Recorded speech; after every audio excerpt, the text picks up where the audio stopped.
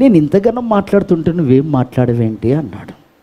వాళ్ళు పెట్టుకుంది తప్పేంట్రా, అక్కడ గుడ్లు అమ్మబడును అనుంది, నువ్వు డబ్బులు ఇస్తే కదా వాడు ఇచ్చేది నీకు. వాడు తప్పేం రాయలేదు. ఒకవేళ బోర్డు లేకపోతే దారిన పోయేవాళ్ళల్లా తీసుకుపోవాలన్న నీ ఉద్దేశం అన్నాడు. ఓహో కరెక్టే కదా అని అతడు ఊరుకున్నాడు.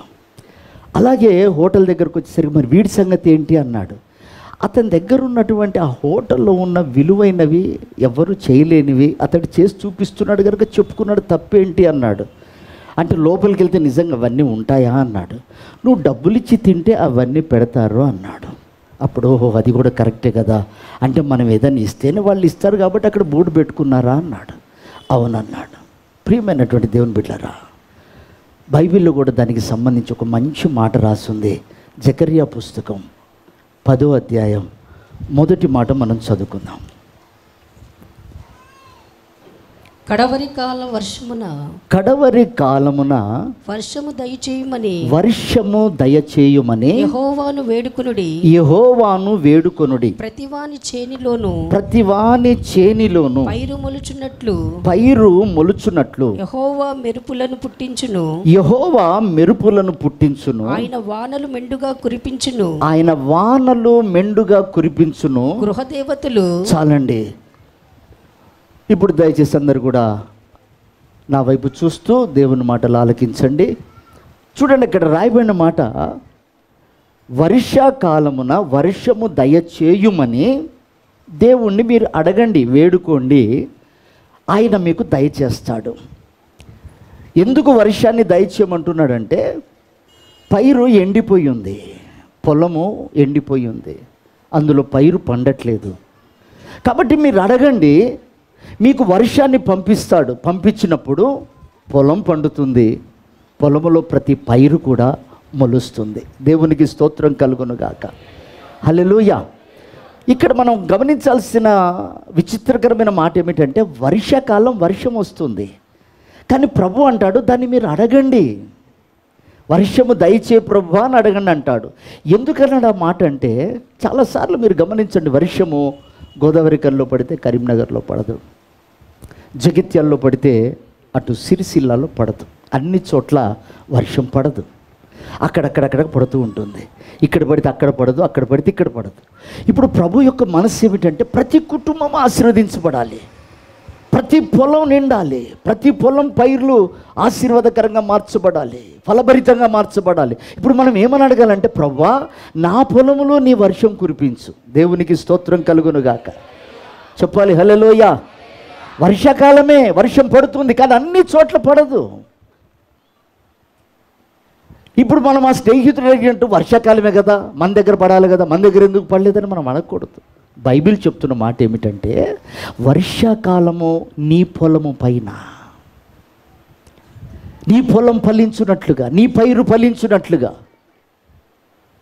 అంటే నీ కుటుంబము వర్ధిల్లునట్లుగా, నీ ఇంట్లో పిల్లలు దీవించబడినట్లుగా, నీ కుటుంబం అన్ని విషయాల్లో వర్ధిల్లునట్లుగా వర్షము పరిశుద్ధాత్మ దేవునికి సాదృశ్యంగా ఉంది, అభిషేకానికి సాదృశ్యంగా ఉంది. అంచె దినములలో కడవరి అభిషేకాన్ని, కడవరి ఆత్మను నేను పంపుతానని బైబిల్ సెలవిస్తుంది. ఇప్పుడు మనం ఏమని అడగాలంటే నా కుటుంబము దీవించబడినట్లుగా, నా పిల్లలు వృద్ధిపరచబడినట్లుగా నీవు అభిషేకమును పంపు ప్రభువా అని మనం అడగాలి. దేవునికి స్తోత్రం కలుగునుగాక. హల్లెలూయా. ప్రియ దేవుని బిడ్డారా, చూడండి, అక్కడ నా పొలములో అంచె దినములలో కడవరి వర్షమును పంపు ప్రభు అంటున్నారు. అంటే అర్థం ఏంటి? ఆ పొలం ఎండిపోయి ఉంది, ఆ పొలములో పంట లేదు,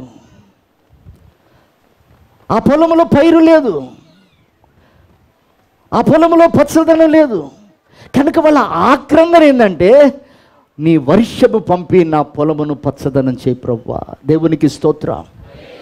నిజమే ప్రియ దేవుని బిడ్డలారా, ఈ రోజున మనం అలిసిపోయి ఉన్నాం. ఎందుకంటే మనం శరీరంతో ఉన్నాం. ఎన్నో రకాల బాధలు, ఫలించలేని స్థితి మనకు ఉండొచ్చు. ఎంతో ప్రయత్నం చేస్తున్నాం, పిల్లలు ఎండిపోయిన స్థితిలో ఉండొచ్చు. నువ్వెంతో కన్నీరు కారుస్తున్నావు, అయినా ఏదైనా లాభం కలుగుతుందా అన్నా లేకపోవచ్చు. అయితే నా ప్రభు అంటాడు, వర్షము కొరకు నువ్వు అడిగితే నీ ఇల్లు సస్యశ్యామలంగా మారుస్తాను. దేవునికి స్తోత్రం. చెప్దామా హల్లెలూయా? ఎందుకంటున్నాడు ఆ మాట అంటే, మనం శరీరంతో ఉన్నాం. దురాత్మకి శరీరం లేదు, ఆత్మది. దానికి అలసట ఉండదు. అది అలసిపోయాననే మాట దాని నోటికి రాదు. మనల్ని అలసిపోయేలా చేయటమే దాని పని. శోధనల ద్వారా, సమస్యల ద్వారా, వ్యాధి ద్వారా, బలహీనతల ద్వారా మనల్ని అలసిపోయేలా చేసి మనల్ని వశపరుచుకోవాలన్నది అపవాది యొక్క ఉద్దేశం. వాడికి సమయం కొంచెమని తెలుసు కాబట్టి విర్రవీగుతున్నాడు. ఎందుకంటే వాడికి అలసట అంటే ఏంటో తెలీదు. ఈరోజు ఒక గుంపును పాడు చేస్తే వెంటనే ఇంకొకళ్ళ బలహీనతను చూసి ఆ కుటుంబాన్ని పాడు చేయడానికి వాడు వేగిరి పడుతూ ఉంటాడు. వాడు అలసిపోడు, మనం అలసిపోతూ ఉంటాం. అబ్బా, ఈ శోధన తర్వాత మరొక వ్యాధి వచ్చిందా, దీని తర్వాత ఒక కృంగుదల వచ్చిందా, దీని తర్వాత ఒక సమస్య వచ్చిందా, దీని తర్వాత పిల్లల్లో ఆటోమేటిక్గా ఇలాంటి పరిస్థితులు ఏర్పడ్డాయా అని మనం శరీరంతో ఉన్నాం కాబట్టి శోధించబడుతూ ఉంటాం. ఈ శోధించబడే క్రమంలో ప్రియ దేవుని బిడ్డలారా ఎండిపోయే పరిస్థితి వస్తుంది, వాడిపోయే పరిస్థితులు వస్తాయి, నీరు లేని స్థితి మనకు వస్తుంది. కానీ నా ప్రభు అంటాడు, నీవు కడవరి వర్షము కొరకు నువ్వు కనిపెట్టగలిగితే నీ ఇల్లు ఫలభరితంగా మార్చబడుతుంది. దేవునికి స్తోత్రం. ఇప్పుడు ఎందుకు కనిపెట్టమంటున్నాడు తెలుసా? ఎందుకు అడుగుమంటున్నాడు తెలుసా? ఎందుకు వేడుకోమంటున్నాడు తెలుసా? వాడు అలసిపోకుండా పాడు చేస్తున్నాడు పంటని. వాడికి అలసట రాదు.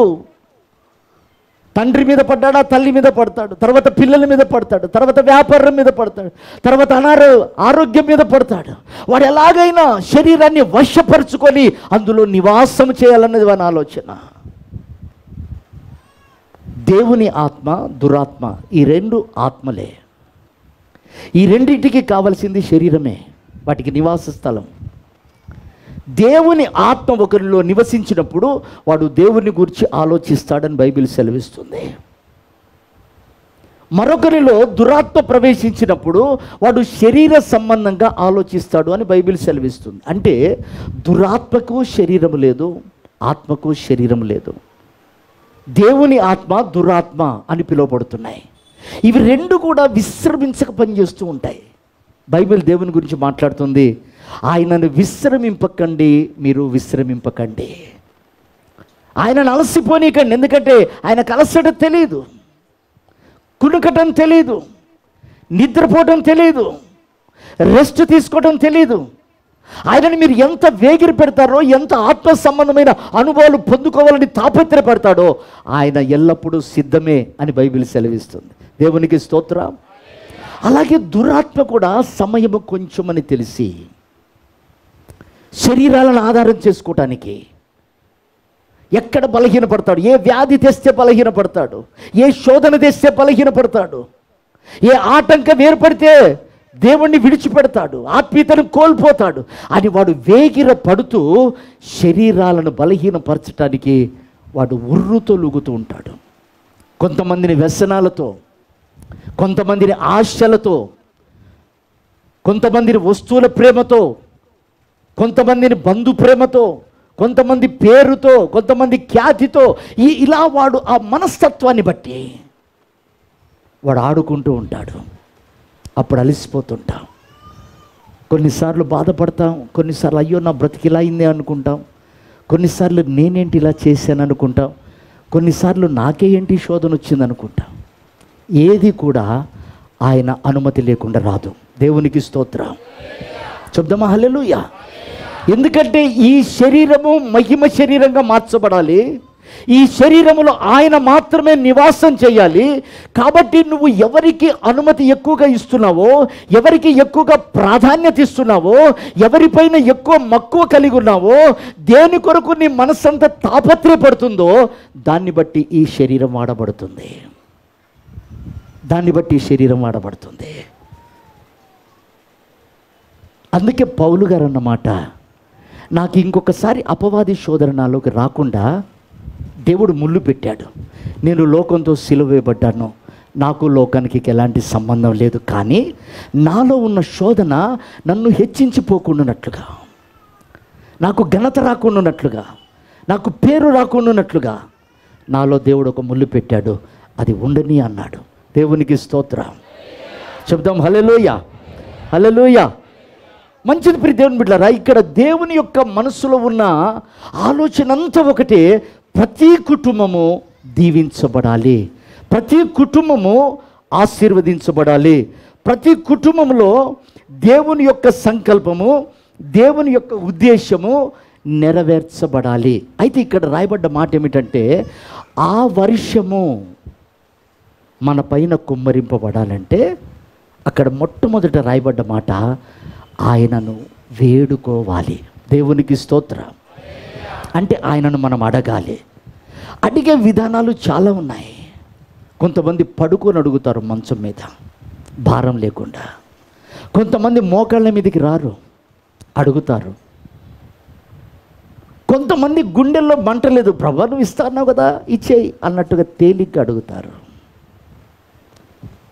మరి కొంతమంది నడుమును కట్టుకుంటారు.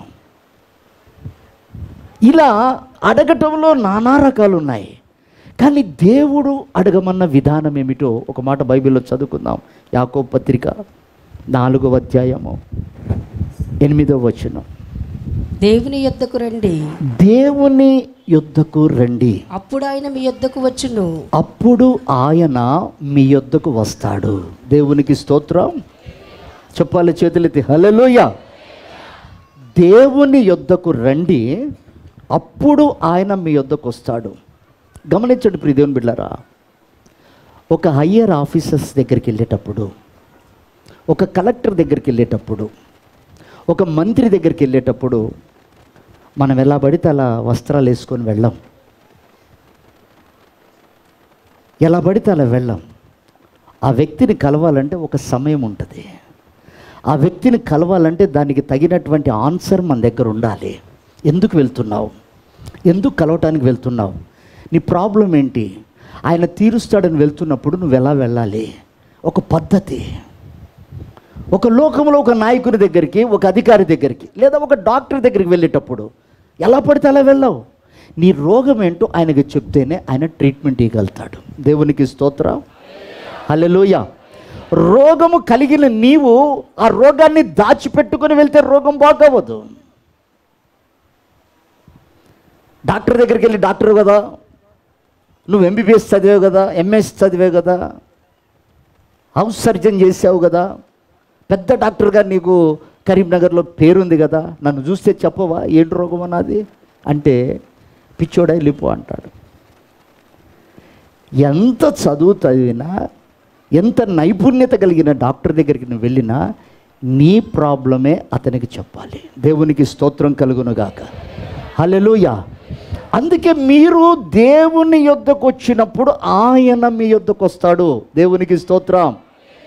ఇక్కడ మనం గమనించాల్సిన అద్భుతమైన విషయం ఏంటంటే, ఆయన దగ్గరకు వచ్చేటప్పుడు నువ్వెలా వస్తున్నావు, ఏ మనసుతో వస్తున్నావు, ఏ ఆశ కలిగి వస్తున్నావు, ఏది ఆయన దగ్గర నుంచి పొందుకోవాలని మనసుతో వస్తున్నావు, ఆయన అంటే ఏంటో నేను తెలుసుకోవాలని అనే ఒక తపనతో వస్తున్నావా, లేదా అందరూ నమ్ముకున్నారు నేను నమ్ముకున్నాను అన్నట్లుగా వస్తున్నావా?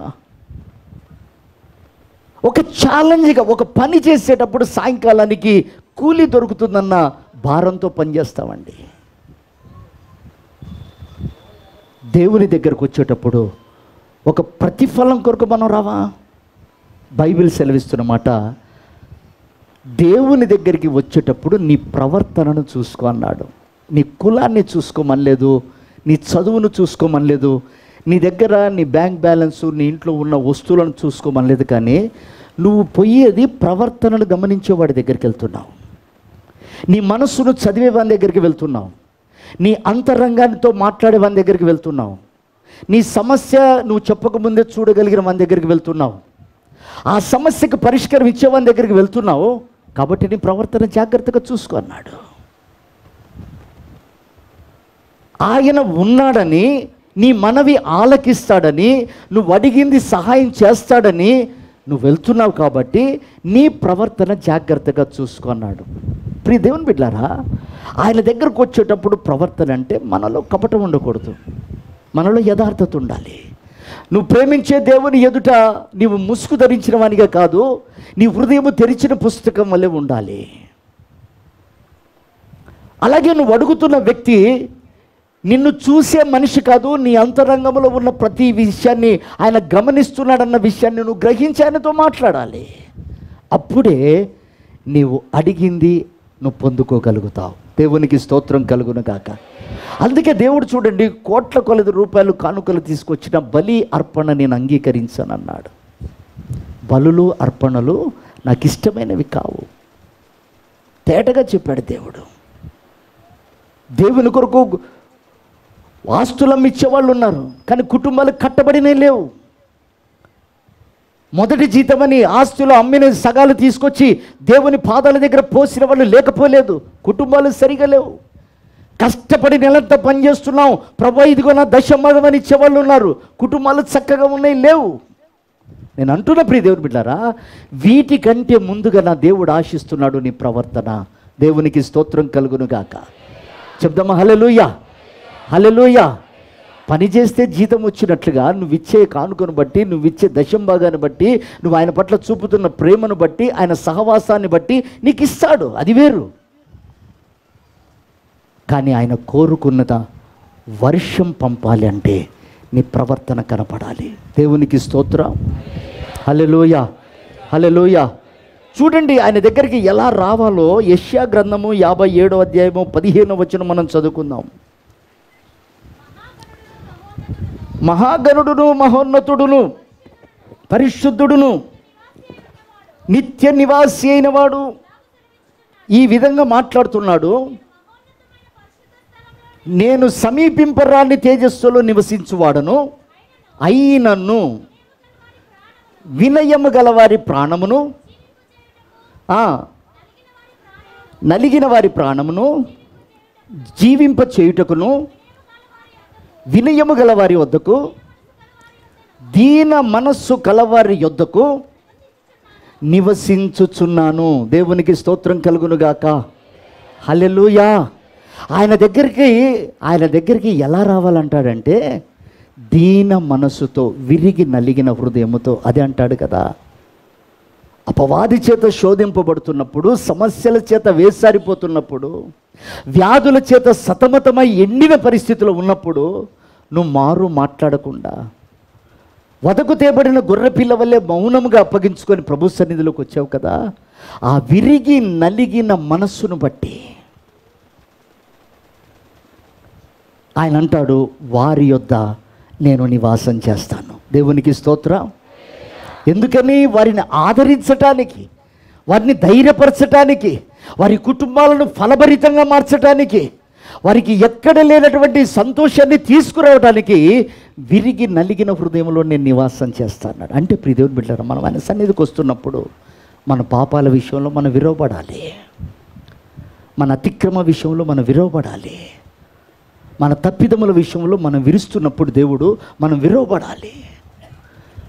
మన ఎదుగుదలలో ఉన్న లోపాలను దేవుడు చూపిస్తున్నప్పుడు మనం విరవబడాలి. మనుషులందరి చేత మనం విరవబడాలి. అప్పుడు ఆయన అంటాడు, నీ యొద్ద నేను నివాసం చేస్తాను. దేవునికి స్తోత్రం కలుగునుగాక. హల్లెలూయా, హల్లెలూయా. ఎందుకు విరుస్తున్నాడంటే వారు వదకు తేబడిన గొర్రె పిల్ల వలె వారు మౌనులైపోతారట. ఎందుకంటే మనం వాదించలేము, రుజువులు పరచాలి, ఆధారాలు చూపించాలి. వాస్తవము కొరకు అంత ప్రయాసపడే అవసరం లేదు, నువ్వు మౌనంగా ఉంటే చాలు. దేవునికి మహిమ కలుగును గాక. హల్లెలూయా. వాస్తవానికే శోధనలు వస్తాయి, యథార్థమైన దైవభక్తికే శోధనలు వస్తాయి. నాటకం చేసేవానికి, కపటంగా ఉండేవానికి, వేషధరణ జీవితం చేసేవానికి, అబద్ధములాడేవానికి, ఆధారాల మీద, మనుషుల మీద ఆధారపడేవాడికి శోధనలు రావు, సమస్యలు రావు. ప్రియమైన దేవుని బిడ్డలారా, ఎప్పుడైతే సమస్యల వలయంలోనూ ఉంటున్నావో, శోధనల వలయంలోనూ ఉంటున్నావో, నలు దిశలో అనేక విషయాల్లో పుటవేయబడుతున్నావో, నేను అంటాను, నిన్ను ఆదరించడానికి ఆయన సిద్ధంగా ఉన్నాడు. నువ్వు పిలవటానికి సిద్ధంగా ఉంటే ఆయన నీలోనికి రావడానికి సంసిద్ధంగా ఉన్నాడు. దేవునికి స్తోత్రం కలుగును గాక. హల్లెలూయా. ఈ లోకంలో మనల్ని ఎవరు ఆదరించలేరు, ధైర్యపరచను లేరు. సహాయము చేయను లేరు ప్రియదేవుని బిడ్డలారా. శాశ్వతమైనటువంటి సహాయము, శాశ్వతమైనటువంటి ఆదరణ ఏదైనా ఉంది అంటే అది నా ప్రభువైన యేసు క్రీస్తు ద్వారా పంపబడుతున్న పరిశుద్ధాత్మ వలననే. దేవునికి స్తోత్రం కలుగును గాక. హల్లెలూయ. కాబట్టి విరిగి నలిగిన హృదయాన్ని ఆయన లక్ష్య పెడుతున్నాడు. నీ తప్పిదముల విషయంలో నీ హృదయం నలిగిపోవాలి. నువ్వు వెళ్ళేది పరిశుద్ధుని దగ్గరికి, ఆయన ముఖ దర్శనము చేయటానికి, ఆయన దగ్గర నుంచి వరం పొందుకోవటానికి, ఆయన దగ్గర నుంచి నీ కొడుకు దీవెనలు పొందుకోవటానికి, నీ భర్త మారటానికి, అలాగే నీ కుటుంబం ఆశీర్వదించబడటానికి, నీకు కలిగిన సమస్తము ఆయన ద్వారా పొందుకోవటానికి ఆయన దగ్గరకు వస్తున్నావు. ఆ టైంలో ఆయన విరుస్తాడు. ఆయన విరుస్తాడు. ఆ విరిచే సమయం నీవు కరెక్ట్గా క్యాచ్ చేయగలిగితే నీ ఆశీర్వాదాలకు మెట్లు నువ్వు ఎక్కుతున్నవన్నీ గ్రహిస్తావు.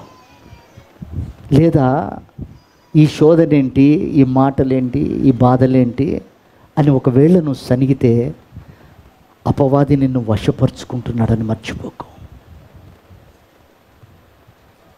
సుఖభోగాల యందు ఆసక్తి కలిగిన వాడు బ్రతికి ఉండియు చచ్చిన వానితో సమానమనుంది. ప్రియదేవుని బిడ్డలారా, మనం లోకములో చచ్చిన వారం.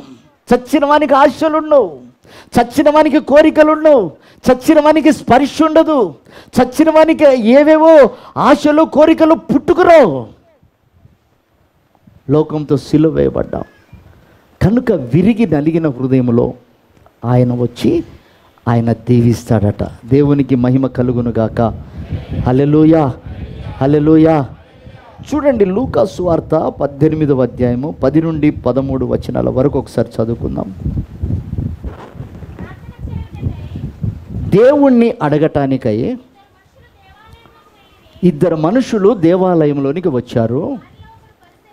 వారిలో ఒకడు పరిచయుడు, ఒకడు సుంకరి. పరిచయుడు నిలవబడి, దేవా, నేను చోరులను, అన్యాయస్తులను, వ్యభిచారులనైనా, ఇతర మనుషుల వలనైనను, ఈ సుంకరి వలనైనను నీకు నేను కృతజ్ఞతాస్తుతులు చెల్లించుచున్నాను అన్నాడు. ఉపవాసం చేస్తున్నాను, నా సంపదనంతట్లో 10వ వంతు చెల్లించుచున్నానని ప్రార్థించుచుండెను. అయితే సుంకరి దూరముగా నిలుచుండి ఆకాశం వైపు కన్నులెత్తుటకైనను ధైర్యము చాలక రొమ్ము కొట్టుకొనుచు, దేవా, పాపినైన నన్ను కరుణించుమని పలికెను. అతని కంటే ఇతని ఇంటిని ఫలభరితంగా దేవుడు మార్చాడు. దేవునికి మహిమ కలుగునుగాక. చెప్పాలి హల్లెలూయా, హల్లెలూయా. చూడండి ప్రియ దేవుని బిడ్డలారా, ఇద్దరు వ్యక్తులు వచ్చారు ప్రభు దగ్గరికి అడగటానికి, వాళ్ళ కుటుంబ పరిస్థితులు దీవించబట్టానికి. కానీ ఒకడు మాట్లాడతాడు, వాడు వచ్చిన దగ్గర నుంచి ధనవంతుణ్ణి చూస్తాడు, పిరికివాడిని చూస్తాడు, పాపముతో వచ్చిన వాడిని చూస్తాడు, వస్త్రాలను చూస్తాడు. ఇవి చూడటానికి వస్తున్నాడు. వాడు వచ్చి వాళ్ళనే చెప్తూ దేవుని దగ్గర మాట్లాడుతున్నాడు, ప్రభువా, నేను వాళ్ళలా కాదు, వీళ్ళలా కాదు, నేను నిష్ట కలిగిన దాన్ని, ప్రార్థనా పరురాల్ని, వాళ్ళలాగా నామకార్థంగా చేసేదాన్ని కాదు, వాళ్ళలాగా నామకార్థంగా బ్రతికేవాడిని కాదు అని ఒక్కొక్కరి బలహీనతలు చూసి మాట్లాడటానికి వచ్చేవాడు. వాడు ఎప్పుడూ మనుషుల మీదనే. ఆయన ఉన్నాడని నా ప్రాబ్లం సాల్వ్ చేస్తాడని రావట్లేదు. ఆయన కంటే ఎక్కువగా గణపరుచుకుంటాడని నేను వస్తున్నాను. వాళ్ళందరికంటే నేను బెటర్, నా ప్రార్థన బెటర్, నా పాట బెటర్, నా పరిచర్య బెటర్, వాళ్ళకంటే వస్త్రాల్లో నేను బెటర్, ప్రార్థనలో బెటర్. ఇలా అనుకుంటూ ఉండగా సుంకరి కూడా ప్రార్థన చేశాడు, ప్రభువా, నీ సన్నిధిలో అడుగు పెట్టడానికి నేను యోగ్యుణ్ణి కాదు. నేనేంటయ్యా నీ ఎదుట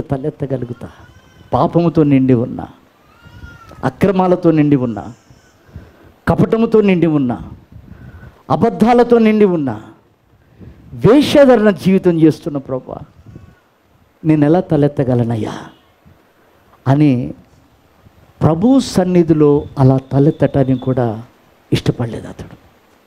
ప్రభు అన్నాడు, ఆ ఇంటిని, ఎండిపోయిన స్థితిని, మోడుబారిన స్థితిని నేను ఫలభరితంగా మారుస్తాను. దేవునికి స్తోత్రం కలుగునుగా. హల్లెలూయా. ప్రియ దేవుని బిడ్డలారా, దేవుని దగ్గరికి మనం వ్యక్తిగతంగా వస్తున్నాం. వారంలో ఎన్నో బలహీనతలు ఏర్పడతాయి మన దైనందిక జీవితంలో, కుటుంబ పరంగా, వ్యక్తిగతంగా. ఎందుకంటే ఇది శరీరం, వాడికి శరీరం లేదు. ఆ శోధన సమయంలో, బలహీన సమయంలో ఎక్కడో ఒక దగ్గర మన మనసు తప్పిపోతుంది, మన హృదయం కలవరానికి గురవుతుంది, మన ప్రార్థన జీవితం తగ్గిపోతుంది, ప్రభుతో గడిపే సమయం తగ్గిపోతుంది. ఒక్కసారి సన్నిధికి వచ్చినప్పుడు గుండె పగిలిపోదా? ప్రభు, ఈ వారంలో నీతో ఎంత గడిపాను నేను, ఈ వారంలో నేను దేనికి ప్రాధాన్యత ఇచ్చాను, ఈ వారం నేను అడుగు పెట్టడానికి యోగ్యుడైన ప్రభు. ప్రార్థన చేసుకోకుండా కూడా అన్నం తిన్నానే, ప్రార్థన చేసుకోకుండా కూడా పడుకున్నానే, స్వార్థ ప్రకటించకుండా కూడా నేను అయ్యా ఇలా సుఖంగా బతికానే అని అడుగు పెట్టగానే ఎప్పుడైనా గుండె నొప్పి లేసిందా? జాగ్రత్త ప్రియ దేవుని బిడ్డలారా, శరీరము లేని దురాత్మ అది దూరటానికి ప్రయత్నం చేస్తుంటుంది. అపవాది, అపోస్తలుడైన పౌలు అంటాడు, అపవాదికి మీరు చోటివ్వకండి, అపవాదికి మీరు చోటివ్వకండి. అంటే ఏ ఆలోచనలకు చోటివ్వద్దన్నాడు? నిన్ను ఘనపరిచే ఆలోచనలకు చోటివ్వకు, నీకు ప్రాధాన్యత కలగాలనే దానికి చోటివ్వకు, నేను వాళ్ళకంటే బెటర్ అనే మాటకు చోటివ్వకు. నిన్ను నీవుగా ఎంతగా తగ్గించుకుంటే అంతగా దేవుడు నిన్ను ఘనపరుస్తాడు. దేవునికి స్తోత్రం కలుగును గాక. హల్లెలూయా, హల్లెలూయా. ప్రియ దేవుని బిడ్డలారా, ఈ మధ్యకాలంలో కొంతమంది యవ్వన బిడ్డలను చూస్తున్నా. ఆయా ప్రాంతాలకు వెళ్ళినప్పుడు వారి హృదయాలు ఎంత కఠినపరుచుకుంటున్నారంటే, వారు చేసే పనుల మీద కాక పనులపైనే తప్ప దేవుని మాటకు, దేవుని క్రమానికి లోబడట్లే. ఆ సంఘ కాపరులు దుఃఖంతో ఏడుస్తున్నారు. నేను సాక్ష్యం చెప్తుంటాను వాళ్ళకి, నా దగ్గర ఉన్న యవ్వన బిడ్డల గురించి.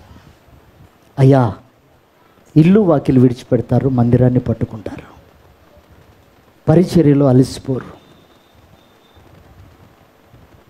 వాళ్ళ కుటుంబంలో ఉన్న పెద్దల కంటే కూడా నా మాటకు విలువిస్తారు అని నేను చెప్పుకుంటుంటాను. ఎంతోమంది యవ్వన బిడ్డల గురించి వేరే వేరే సంఘాలలో ఏడుస్తున్నారు. వాళ్ళు వచ్చినప్పుడే పరిచర్య, వాళ్ళు వచ్చినప్పుడే వాయిద్యాలు వాయించటం, ఏ టైంకి వస్తే సేవకుడు మదన పడుతూ ఉన్నాడు. ప్రియమైనటువంటి దేవుని బిడ్డలారా, ఆ పని చేయటానికి ఎంతోమంది ఉండగా దేవుడు నాకు యోగ్యతనిచ్చాడే అని ఎప్పుడన్నా ఆ కృతజ్ఞతా భావంతో దేవుణ్ణి మనం గణపరిచావా? మందిరం ఊడవడం చిన్న విషయం కాదండి. మందిరంలో అనేకులు వచ్చి కూర్చొని కన్నీరు కార్చి వారి బాధంతా వారు కూర్చున్న స్థలంలో ప్రభుకు చెప్పి వెళ్తారు. దేవుడు అంగీకరిస్తాడు. వాళ్ళ బాధని మీరు ఊడుస్తూ ఉంటారు. ఆ పరిచర్య అంతా మీరు చేస్తున్నప్పుడు ఆ దీవెన ఎటు పోదు. అందుకే ఆ పరిచర్య చెయ్యాలంటే క్రమం కావాలి. అందరూ చేయలేరు, చెయ్యనివ్వను కూడా నేను. ఎందుకంటే ముందు సంఘ క్రమానికి వాళ్ళు లోబడితేనే ఆ పరిచర్యకి వాళ్ళు యోగ్యులు. అందరు చేసిన వాళ్ళ కొరకు వాళ్ళు చేసుకుంటున్నారు అనుకుంటాం. క్రమ ప్రకారంగా చేసినప్పుడే అది దీవెనకరంగా మార్చబడుతుంది. దేవునికి స్తోత్రం కలుగును గాక. హల్లెలూయా. అందుకే చూడండి, కొంతమంది పిల్లలు నాకు సమయానికి వాళ్ళు దేవుని కార్యాలు ఆలస్యం చేస్తే నేను వాళ్ళకి పరిచయం ఇవ్వటానికి ఇష్టపడను. మనసు నొచ్చుకుంటుంది. దేవుణ్ణి కదా వాళ్ళు దుఃఖపెట్టింది, నన్ను కాదే. దేవునికి కదా వాళ్ళు విలువివ్వంది, నన్ను కాదే అని దయచేసి వాళ్ళకి నేను పరిచయం ఇవ్వను. వాళ్ళలో నేను మరలా మార్పు చూసేంత వరకు వాళ్ళకి ఆ పరిచయం అప్పగించను. ఇది నా స్వార్థం కాదండి, నాకున్న భారం. దేవుణ్ణి దుఃఖపెట్టారే, దేవుణ్ణి బాధ పెట్టారే. అంటే వాళ్ళు లేకపోతే అది లేదు అని అనుకుంటున్నారేమో. ఒకవేళ దేవుడు ఒక్కడిని తీసిస్తే 7 ద్వారాలు తెరుస్తాడని బైబిల్ సెలవిస్తుంది. నా బాధ అంతా ఏంటంటే, అంతగా ఎదిగిన బిడ్డలు, అంతగా వర్ధిల్లిన బిడ్డలు చిన్న విషయంలో పొరపాటు పోయిస్తే బాధ అనిపిస్తుంది. కనుక ప్రియమైన దేవుని బిడ్డలారా, విరిగి నలిగిన హృదయాన్ని ఆయన ఆస్వాదిస్తున్నాడు. దేవునికి స్తోత్రం కలుగునుగాక. హల్లెలూయా. చాలామంది వస్తారు, మధ్యలో వెళ్ళిపోతారు. అదే మీ ఆఫీస్లో మీ ఆఫీస్ యజమాని పర్మిషన్ లేకుండా మీరు వెళ్ళండి, ఇష్టం వచ్చినట్టు వెళ్ళండి, ఒప్పుకుంటాడా? మీ ఇంట్లో మీ భర్త పర్మిషన్ లేకుండా ఇష్టానుసారంగా వెళ్ళండి, ఆ ఇంటి పరిస్థితి ఎలా ఉంటుంది? ఆ పిల్లల పరిస్థితి ఎలా ఉంటుంది? అంతకన్నా శ్రేష్టమైంది కాదు ఆ సంఘం? సంఘానికి ఒక క్రమము, ఒక పద్ధతి, చేసే పని యజమానులకు చెప్పాలి. ఆ విషయంలో యజమాని లెక్క చెప్పాలి. మీ కుటుంబాల విషయంలో మీకున్నటువంటి భారమే సంఘానికి ఉంటుంది. కనుక ప్రియ దేవుని బిడ్డలారా, వాటన్నిటికంటే ఎక్కువ ప్రాధాన్యత మనం సంఘానికి ఇవ్వాలి. దేవునికి స్తోత్రం కలుగునుగాక. అందుకే బైబిల్లో ప్రభు చెప్పాడు, ఒకరి తల్లినైనను, తండ్రినైనను, అన్నదమ్ములనైనా, అక్క చెల్లెలనైనా వారందరికంటే ఎక్కువగా నన్ను ప్రేమించకపోతే వాడు నా శిష్యుడు కాడు, పరిచరకుడు కాదు, విశ్వాసి కాదు. అది బైబిల్లో దేవుడు చెప్పిన మాట. కనుక ప్రియ దేవుని బిడ్డారా, అంచె దినములలో నీకు పంపే వర్షం నీకు నేర్పిస్తున్న పాఠం అది. నీవు వృద్ధిపరచబడుటకు, నీవు దీవించబడుటకు, నీవు ఫలభరితంగా మార్చబడుటకు ఆ క్రమమైనటువంటి పరిశుద్ధాత్మను దేవుడు పంపుతున్నాడు. దేవునికి స్తోత్రం కలుగునుగా. అందుకే దాన్ని గురించి మీరు వేడుకోండి అంటాడు. చూడండి, ఇప్పుడు ఇక్కడ ధనవంతుడు త్రోసివేయబడ్డాడు. 2 వ్యక్తుల్లో ఒకడు. అతడు చూసిందేమిటో మీరు జాగ్రత్తగా మనసులో పెట్టుకోవాలి. వాళ్ళ గురించి మాట్లాడాడు, వీళ్ళ గురించి మళ్ళీ ఒకసారి చదవండి ఆ మాట.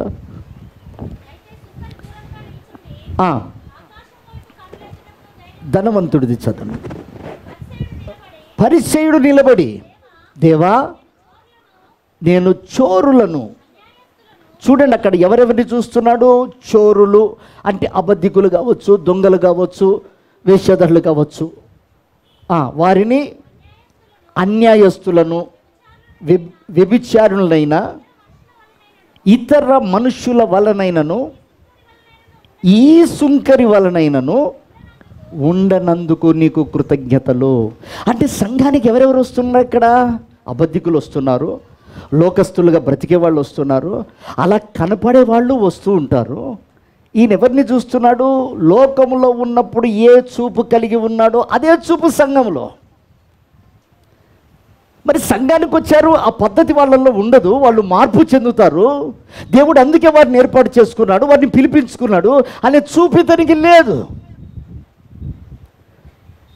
సుంకర్ని చూస్తున్నాడు, వాడి బలహీనతని చూస్తున్నాడు, వాడి వృత్తిని చూస్తున్నాడు. చూసి మాట్లాడుతుంటే దేవుడు తీర్పు తీర్చాడు. నేను అంటాను ప్రియ దేవుని బిడ్డలారా, అతడు మాత్రం దేవుని ఎదుట తలెత్తుకోకుండా తన మనస్సుతో దేవుడు మాట్లాడుతాడు, తన హృదయంలో ఉన్న వేదన చెప్తున్నాడు. కాబట్టి అతడు వర్ధిల్లాడు. దేవునికి స్తోత్రం కలుగును గాక. చూడండి, ఇప్పుడు వర్ధిల్లినటువంటి కుటుంబం ఎలా ఉంటుందో ఒక మాట మనం బైబిల్లో చదువుకుందాం. కీర్తన గ్రంథం 128వ అధ్యాయము 1 నుండి 6 వచనాలు మనం చదువుదాం. యెహోవా యందు భయభక్తులు కలిగి, యెహోవా యందు భయభక్తులు కలిగి ఆయన త్రోవల యందు నడుచువారందరూ ధన్యులు. ఆయన త్రోవల యందు నడుచువారందరూ ధన్యులు. నిశ్చయముగా నీవు నీ చేతుల కష్టార్జితమును అనుభవించెదవు. నిశ్చయముగా వాళ్ళ చేతుల కష్టార్జితము ఆశీర్వదించబడును. నీవు ధన్యుడవు, నీవు ధన్యుడవు, నీకు మేలు కలుగును, నీకు మేలు కలుగును.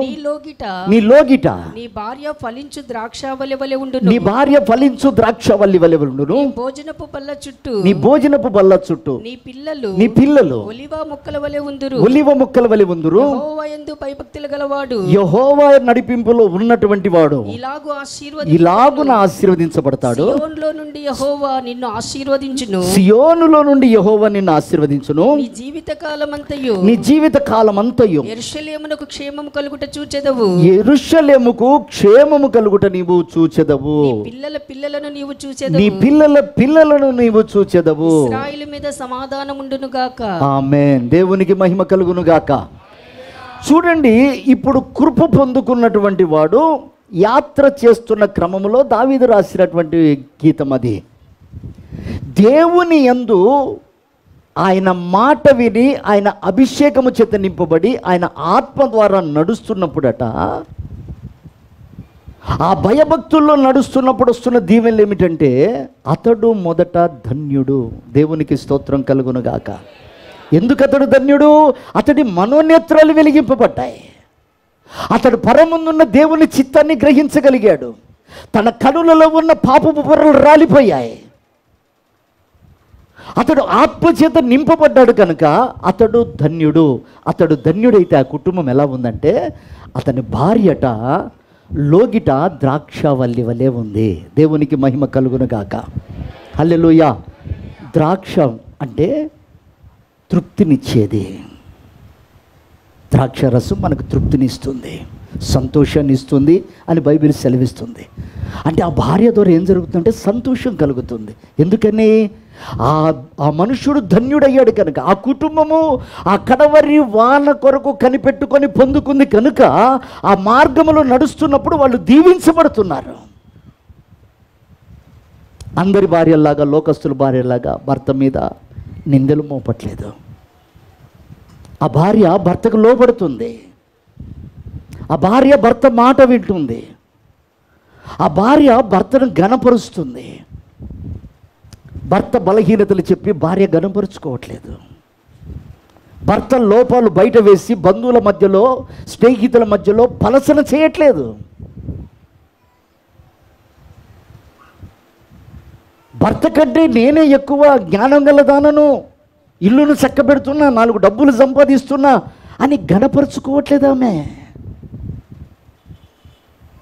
లోగిట ఫలించు ద్రాక్షవల్లి వలె ఉంది. ఇప్పుడు ఆ భార్య కావాలనే నా దేవుని ఆశ. ఆయన అంటాడు, నేను నిజమైన ద్రాక్షవల్లిని, మీరు తీగలు. ద్రాక్షవల్లితో తీగలు అంటు కట్టబడి ఉంటేనే ఫలిస్తారు, లేకపోతే నాకు వేరే మీరేమీ చేయలేరు. చూడండి, యోహాను సువార్త 15:5. నేను నిజమైన ద్రాక్షవల్లిని, నా తండ్రి వ్యవసాయకుడు. నాలో ఫలింపని ప్రతి తీగెను, నాలో ఫలింపని ప్రతి తీగను ఆయన తీసి పారవేయును. ఫలించే ప్రతి తీగె మరీ ఎక్కువగా ఫలింపవలెనని దానిలోని పనికిరాని తీగలను తీసివేయును. నేను మీతో చెప్పిన మాటను బట్టి మీరిప్పుడు పవిత్రులై ఉన్నారు. నా యందు నిలిచియుండుడి, మీ యందు నేనును నిలిచియుందును. తీగ ద్రాక్షవల్లితో నిలిచి ఉంటేనే తనంతట తాను ఎలాగో ఫలింపదో అలాగే నా యందు నిలిచియుండువాడు మీరును ఫలింపరు. దేవునికి స్తోత్రం కలుగును గాక. చెప్దామా హల్లెలూయా. భార్య ఫలించు ద్రాక్షవల్లి, భర్తను తృప్తిపరిచేది, భర్తను ఘనపరిచేది, భర్త పైన ఆధారపడేది, ఇంటికి యజమానిని గౌరవించేది భార్య.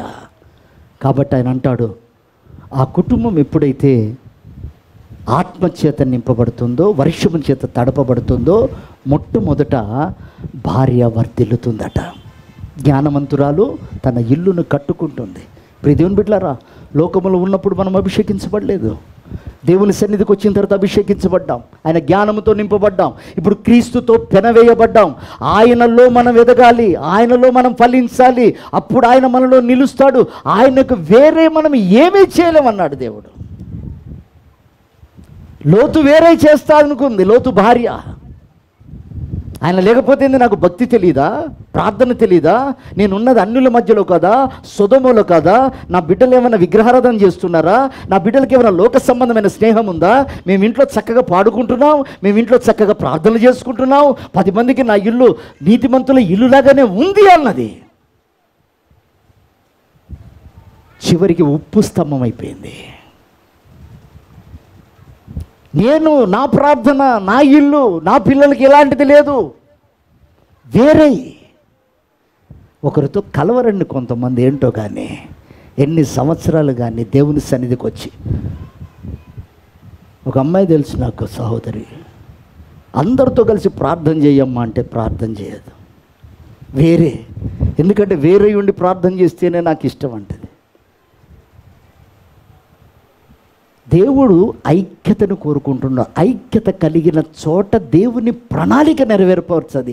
వేరే ఉన్నప్పుడు అక్కడ సమాధానం, వేరే ఉన్నప్పుడు అక్కడ గొడవలు, వేరుగా ఉన్నప్పుడు అక్కడ అనేకమైన దురాత్మాలు ఆలోచనలు క్రియేట్ చేస్తాయి.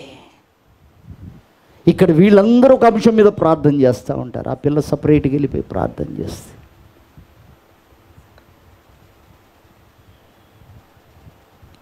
ఒకసారి పిలిచి అడిగా, ఏమ్మా ఎందుకు సపరేట్గా కూర్చుంటావు, వాళ్ళలో కూర్చొని ప్రార్థన చేయి. లేదు డాడీ, నాకు సపరేట్ చేసుకుంటేనే నా ఇల్లు గుర్తొస్తుంది, నేను సపరేట్గా కూర్చుంటేనే నా వాళ్ళు గుర్తొస్తారు. మరి సంఘంలో చేసే ప్రార్థన వద్దమ్మా నీకు? ఎన్ని సంవత్సరాల నుంచి చెప్తున్నా అదే ధోరణి. నేను అంటాను, చిరుత తన మచ్చలు మార్చుకోవడానికి ఇష్టపడదు. ఎప్పుడైతే నీవు వర్షము చేత తడపబడతావో అప్పుడు ఐక్యతలోనికి వస్తావు. దేవునికి స్తోత్రం కలుగును గాక. హల్లెలూయా. శరీరానికి నువ్వు ఆధారమైనప్పుడు, శరీరానికి నువ్వు విలువిచ్చినప్పుడు, శరీర సంబంధమైన మనసుకు కలిగినప్పుడు నీ ఎదుట అతి పరిశుద్ధులు కూర్చున్నా నువ్వు గుర్తుపట్టలేవు. నీ ఎదుట దేవుని వైరాగ్యమే దిగి వచ్చే సందర్భం నీకు కనపడ్డా నీ వల్ల పడదది. అది దేవుని కార్యము, అది దేవుని వల్ల జరుగుతుంది అని నీకు తెలిసినా నువ్వు గ్రహించలేని మనసు ఉంటుంది. ఎందుకంటే వేరే ఏమీ చేయలేరు. కనుక ప్రియ దేవుని బిడ్డలారా, కుటుంబంలో ఒక ఐక్యతను దేవుడు ఆశిస్తున్నాడు. సహోదరుల మధ్యలో ఒక ఐక్యతను దేవుడు ఆశిస్తున్నాడు. సహోదరుల మధ్యలో ఒక ఐక్యతను ఇండిపెండెంట్ ఆలోచన అది కుటుంబాన్నైనా, సంఘాన్నైనా, సంస్థనైనా పాడు చేసేది. అది అపవాదికి చోటివ్వకండి. ఎక్కడ నియమం ఉంటుందో ఆ నియమానికి కట్టుబడండి. ఆ భర్త ఇంటికి ఏ నియమం పాటించాడో, సంఘానికి కాపరి ఏ నియమం పాటించాడో, ఒక పనికి యజమాని ఏ నియమం పాటించాడో దానికి కట్టుబడండి. అందులో మీకు చెడు కనపడినా పర్వాలేదు, కానీ ఆ నియమాన్ని దేవుడు అంగీకరిస్తున్నాడు. దేవునికి స్తోత్రం కలుగును గాక. చెప్దామా హల్లెలూయా. అది అభిషేకము ద్వారానే సాధ్యం ప్రియ దేవుని బిడ్డలారా, అది అభిషేకము ద్వారానే సాధ్యము. కనుక మొట్టమొదట తన భార్య వర్ధిల్లుతుంది, ఆ భార్య సంఘం. ఓర్ఫా ముద్దు పెట్టుకుని వెళ్ళిపోయింది, నేను సపరేట్గా బతుకుతానని. బోయాజుని చేరుకోలేకపోయింది.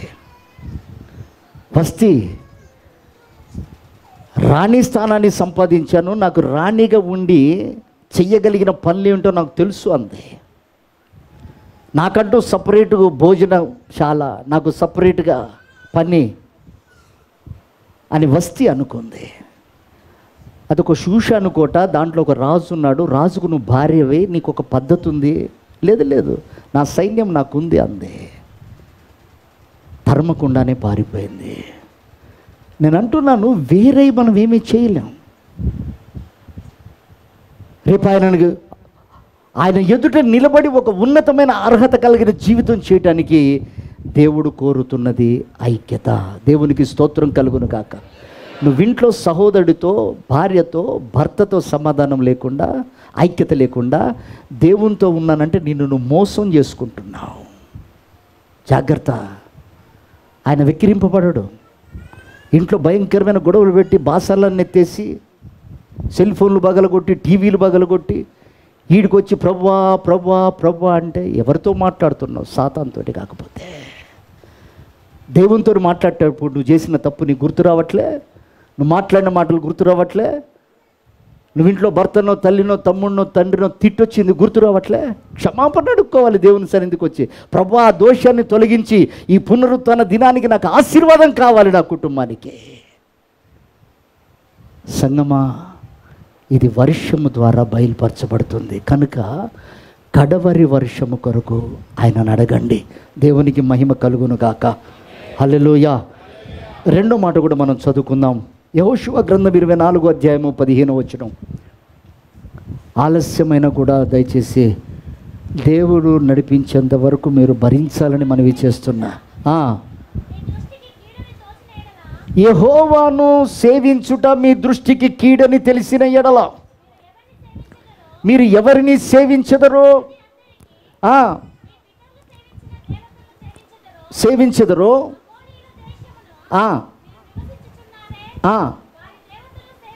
వారి దేవతలను సేవించెదరో నేడు మీరు కోరుకోనండి.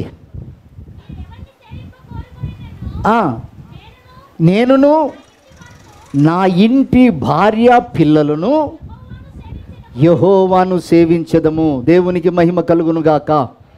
చెప్దామా? హల్లెలూయా, హల్లెలూయా. ఇక్కడ చూడండి, యెహోషువ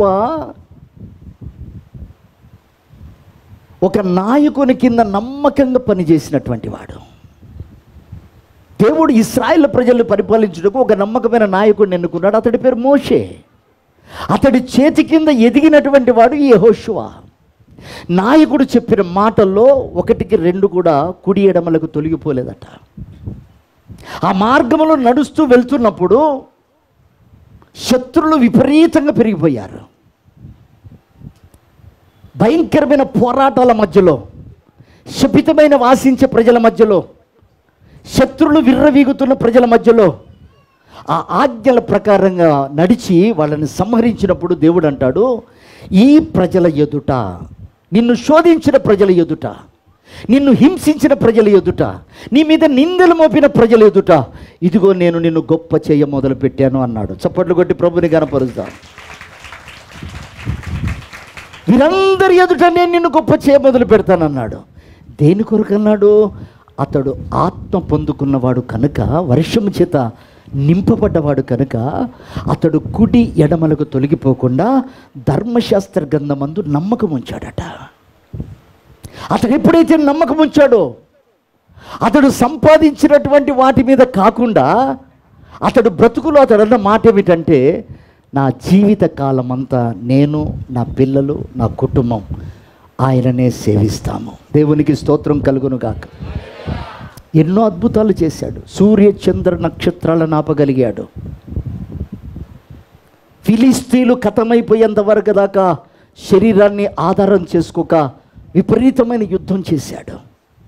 యుద్ధ సమయంలో ఓడిపోతుంటే నాయకుడు పడకలో ఉంటే అతని చేతులు ఇలా పట్టుకోవడానికి ఇద్దరిని నియమించి ఆ శత్రువులందరినీ జయించడానికి ప్రయాసపడ్డాడు. అంటే ఆయన ఆజ్ఞ విషయంలో అతడు ఎంత శ్రద్ధ కలిగిన వాడు ఆలోచన చేయండి. ఆ ఆజ్ఞలో ఎంత విలువ ఉందో అతడు గ్రహించాడు. ఆ ఆజ్ఞల్లో ఎంత ఆశీర్వాదం ఉందో గ్రహించాడు.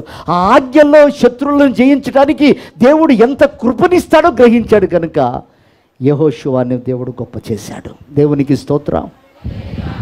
తనంటున్నాడు, నా కుటుంబం అంతా నా మాట వింటుంది, నాకు వ్యతిరేకంగా లేరు నా పిల్లలు. అందుకే అక్కడ దావీదు రాస్తాడు, నీ పిల్లలు నీ భోజనపు బల్ల చుట్టూ ఉంటారు. దేవునికి స్తోత్రం కలుగును గాక. తల్లిదండ్రులను తిట్టే పిల్లలు కాదు వాళ్ళు. తల్లిదండ్రులకు అవిధేయులయ్యే పిల్లలు కాదు వాళ్ళు. తల్లిదండ్రులకు చెప్పకుండా విచ్చలవిడిగా తిరిగే పిల్లలు కాదు వాళ్ళు.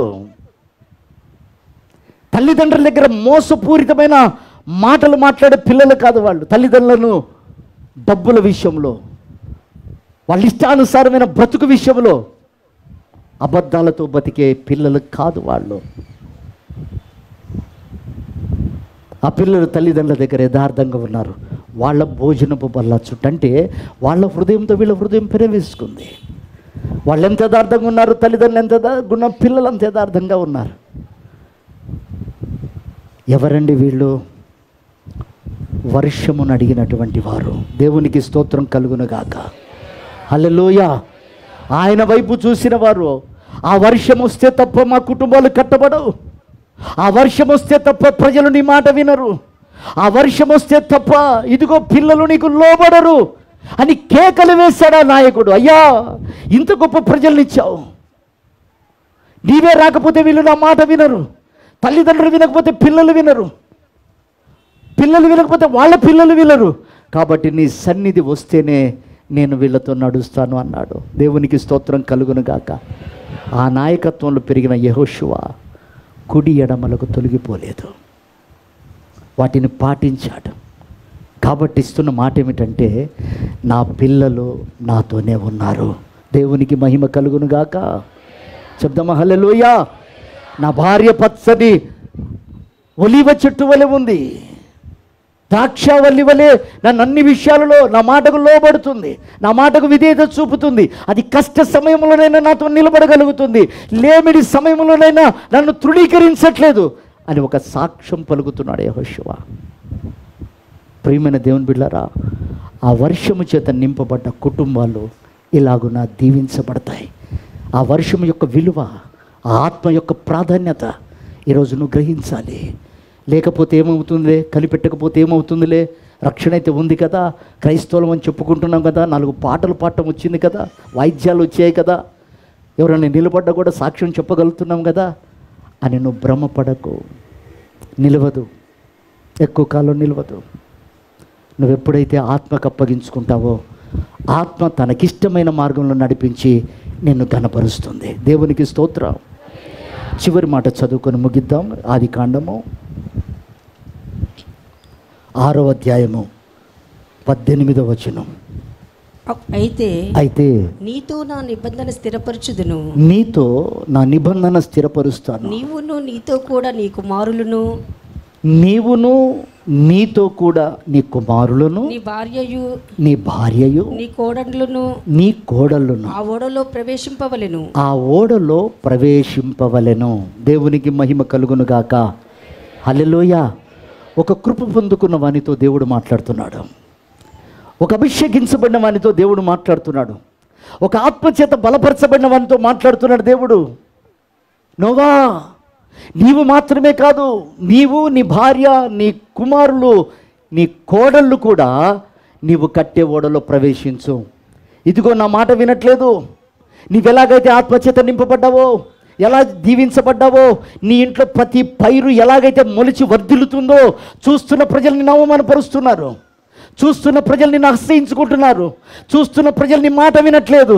అయితే నేను ప్రచండమైనటువంటి ఉగ్రతతో కూడిన వర్షాన్ని నేను పంపుతున్నాను, అప్పుడు నిన్ను వీళ్ళందరూ నమ్ముతారు. దేవునికి మహిమ కలుగును గాక. చెప్దామా హల్లెలూయా, హల్లెలూయా.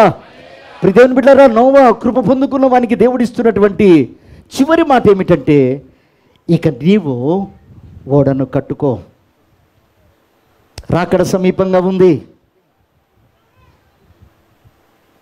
నువ్వు విధేయత చూపావు, నేను సంతోషపడ్డాను, నా కొరకు శ్రమలు అనుభవించావు, సంతోషపడ్డాను. దీనంతటికీ కారణం ఏంటంటే, నీవు ఏ స్థలములో నుంచైతే ఆత్మచేత కుమ్మరించబడి నింపబడ్డావో ఆ స్థలానికి నువ్వు సిద్ధపడాలి. దేవునికి స్తోత్రం కలుగును గాక.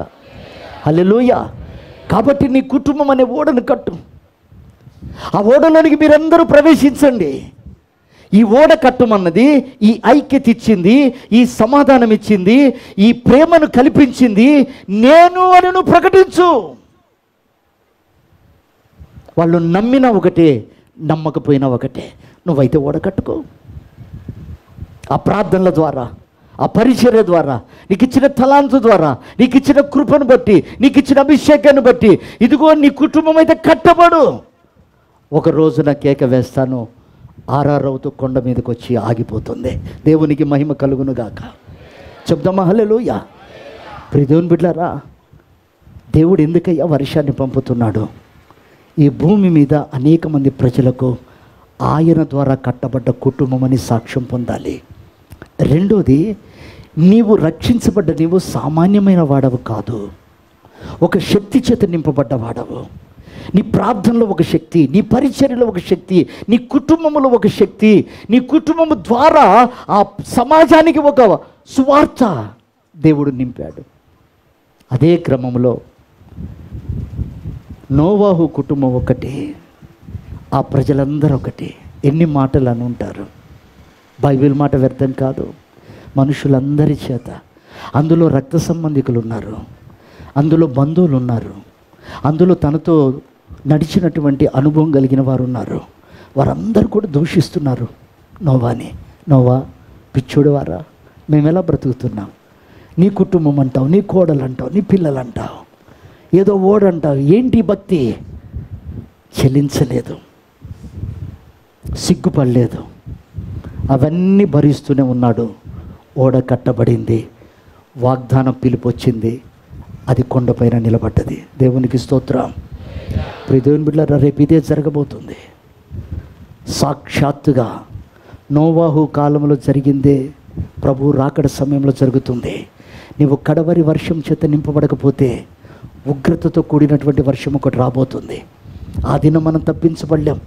ఆ రోజు వచ్చి తలుపు కొడుతున్నారు, ప్రభా నీ మాట మేము వినలేదు, నోవా తలుపుతి, నోవా తలుపుతి కేకలు వేస్తున్నారు. ముయ్యబడిన తలుపులు తెరవబడలేదు.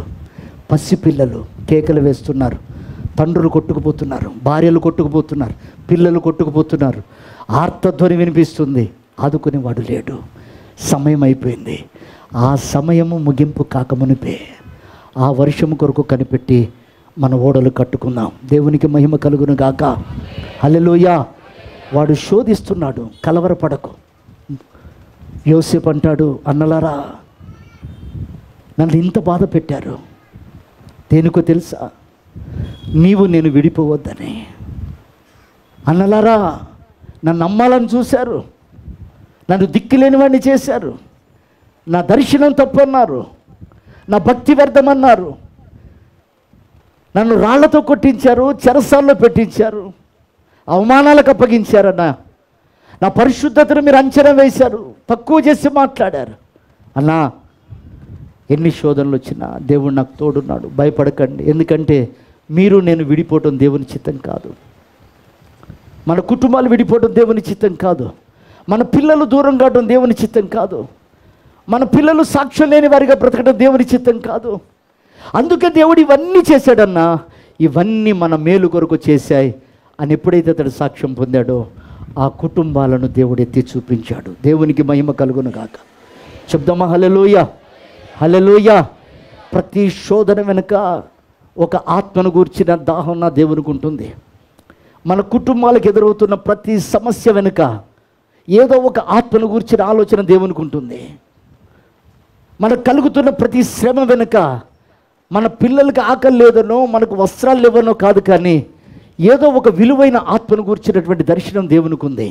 కాబట్టి ప్రియమైన దేవుని బిడ్డలారా, అపవాది శోధిస్తున్నప్పుడు ఆత్మచేత బలపరచబడుతూ, ఆత్మచేత వాడిని ఎదిరిస్తూ దేవుని చిత్తాన్ని సంపూర్ణంగా జరిగించి ఆయన రాకడకు మనం సిద్ధపడదాం. ప్రభు అట్టి కృప మనందరికీ దయచేయును గాక.